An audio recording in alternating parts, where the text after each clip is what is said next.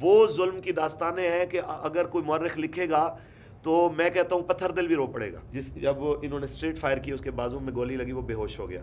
تو باپ ہی تھا جو جا کے اس کو خون وغیرہ جو ہے نا وہ پرووائڈ کرتا تھا، لیکن باپ جیل میں تھا، کوئی کیئر کرنے والا نہیں تھا. آج اس کے دونوں بچے شہید ہو گئے دنیا سے. اپنے ساتھ وہ بیچارہ 5 سال کی بچی لے کے آیا تھا، وہ بچی گم ہو گئی جو آج تک نہیں ملی. بیٹے بھی بڑے پیارے ہوتے ہیں لیکن بیٹیاں بہت پیاری ہوتی ہیں.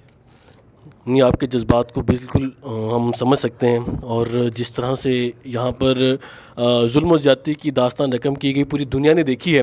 کیا کیا ظلم ہوئے اور کیسے ظلم کیا گیا، کیسے نہتے لوگوں کو مارا گیا. ناظرین، یہ آج میں آپ کو اپنی زبان میں اپنے الفاظ میں نہیں بتاؤں گا.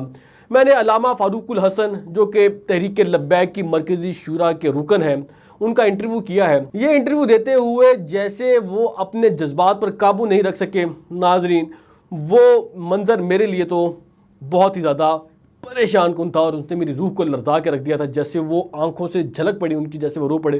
میں آپ کو ناظرین مزید نہیں بتاؤں گا، آپ کو یہ انٹرویو دکھاؤں گا، آپ انٹرویو دیکھیے. اس وقت کے آنے سے پہلے انہوں نے بدعہدی کی. آپ کو پتہ ہے کہ بھئی ابھی 8-9 دن رہتے تھے. انہوں نے ہمارے امیر محترم کو گرفتار کیا. صرف گرفتار ہی نہیں کیا، پورے پاکستان میں کریک ڈاؤن شروع کر دیا کہ جو ذمہ داران تھے، کارکنان تھے، ان کو اٹھانا شروع کر دیا.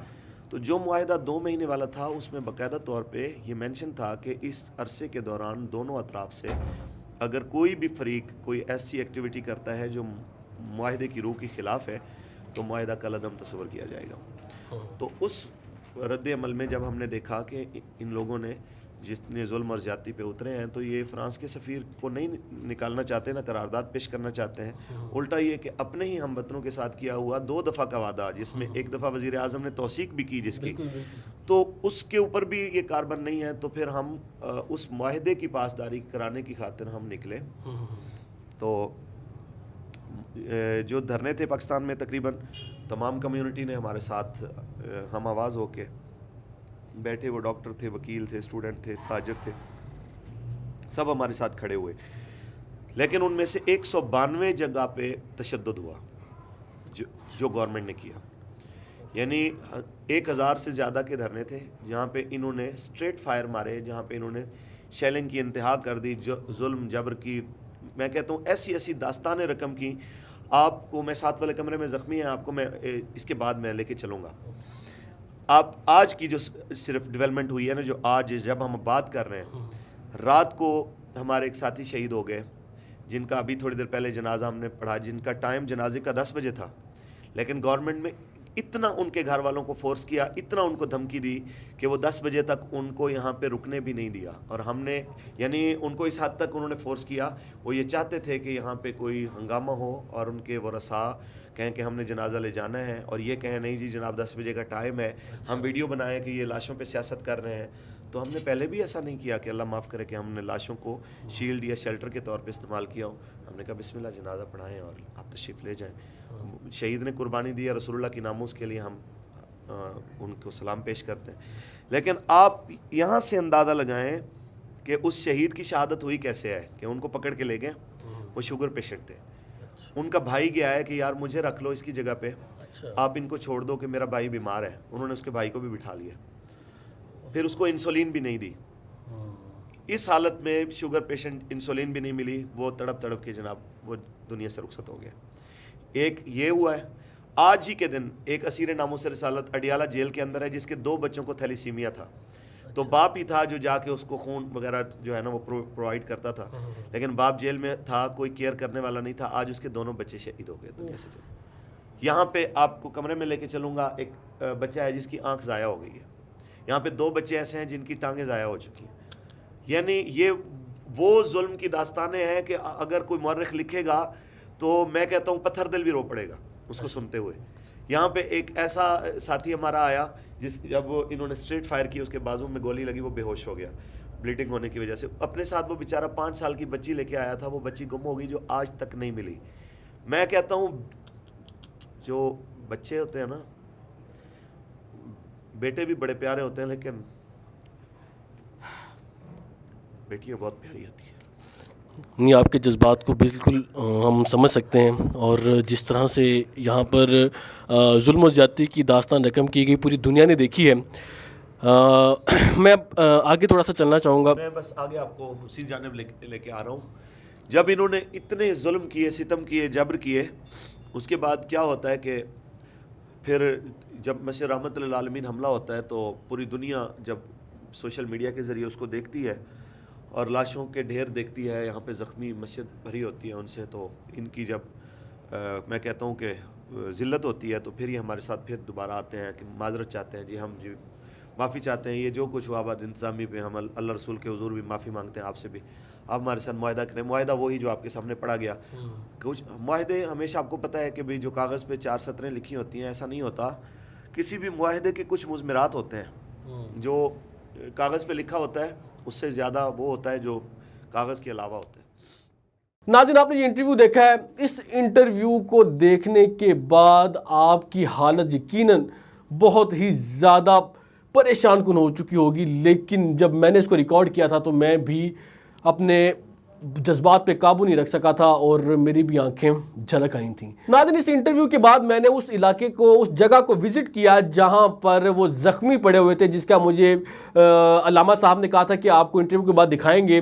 میں وہ جب دیکھنے کے لیے گیا تو میرا یہ ارادہ تھا کہ میں اس کو فلماؤں اور لوگوں سے بات کر کے ریکارڈ کر کے آپ کو دکھاؤں، لیکن ناظرین وہ جو مناظر تھے وہ دکھائے نہیں جا سکتے تھے.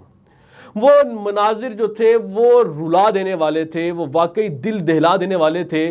ایسے معصوم لوگ وہاں پر پڑے ہوئے تھے جن کو بندوق اٹھانا تو دور کی بات ہے، شاید وہ ڈنڈا بھی اٹھا کے نہیں مار سکتے تھے. ان کی اتنی جان ہی نہیں تھی، اتنی پسلی نہیں تھی کہ وہ ڈنڈے اٹھا کر کسی کو مار سکتے. ان لوگوں کو گولیاں ماری گئی تھیں ناظرین. اور جب میں نے ایک شخص سے ملاقات کی اور جس کے بازو پر گولی لگی ہوئی تھی، انتہائی کمزور سا وہ بچہ تھا اور ماشاءاللہ اس نے داڑھی رکھی ہوئی تھی، میں نے اس کے پوچھنا شروع کیا اس سے اجازت لے کے کہ بھئی آپ بتائیے کہ آپ کے ساتھ کیا ہوا. تو اس نے بتایا کہ مجھے اس طرح سے گولی لگی ہے. تو میں اب وہ بات کرتے کرتے اس کی آواز آہستہ آہستہ مدھم ہوتی جائے اور اس کی آنکھوں میں آنسو آتے جائے. اور میں نے اس سے پوچھا کہ تم بتاؤ کہ تم حکومت سے کچھ کہنا چاہتے ہو؟ تو اس نے ایک ہی بات کہی، اس نے کہا کہ ہم چاہتے ہیں کہ سفیر کو پاکستان سے نکالا جائے، کیونکہ جو فرانس ہے اس نے اللہ تعالیٰ کے نبی کی شان میں گستاخی کی ہے.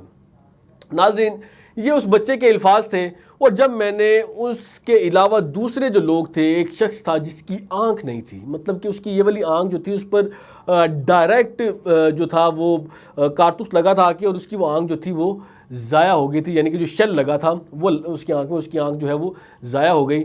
تو میں نے اس سے پوچھا کہ بھئی آپ کو کیا ہے، کیا معاملہ ہے آپ کے ساتھ؟ تو اس نے مجھے بتانا شروع کیا کہ میری یہ آنکھ جو ہے وہ ضائع ہو چکی ہے. تو میں نے کہا کہ آپ کے ساتھ یہ ظلم ہوا تو آپ کچھ کہنا چاہتے ہیں؟ تو وہ بھی ناظرین ایک ہی بات کہہ رہا تھا کہ ہم چاہتے ہیں کہ اللہ کے نبی کے جو گستاخ ہیں ان کو ملک سے نکالا جائے.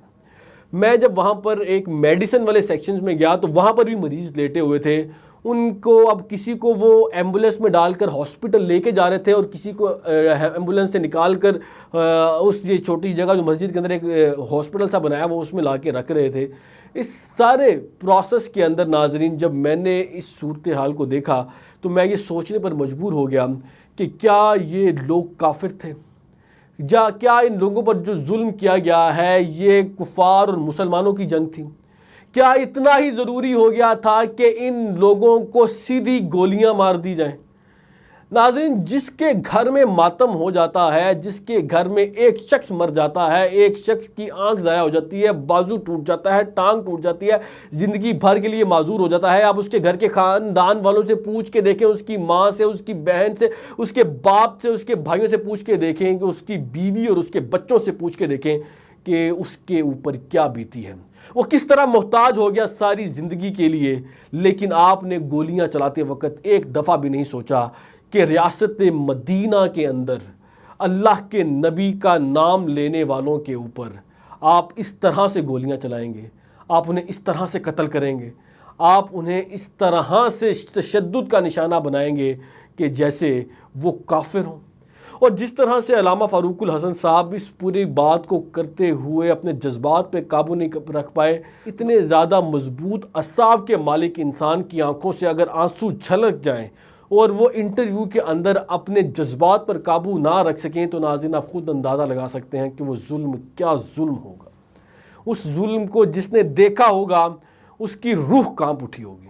ناظرین، میں اس سے زیادہ بات نہیں کر سکتا ہوں، آپ سے صرف یہ گزارش کروں گا کہ کمنٹ سیکشن میں آپ یہ ضرور بتائیے گا کہ آپ کس کے ساتھ کھڑے ہیں۔ آپ کمنٹ سیکشن میں کم از کم یہ ضرور بتائیے گا کہ کون ظالم ہے اور کون مظلوم ہے، اور کیا یہ معاملہ اسی طرح سے حل ہونا تھا۔ اپنی رائے سے آگاہ ضرور کیجیے گا تاکہ اندازہ ہو سکے کہ آپ کس طرف کھڑے ہیں۔ اجازت دیجیے گا، اللہ حافظ۔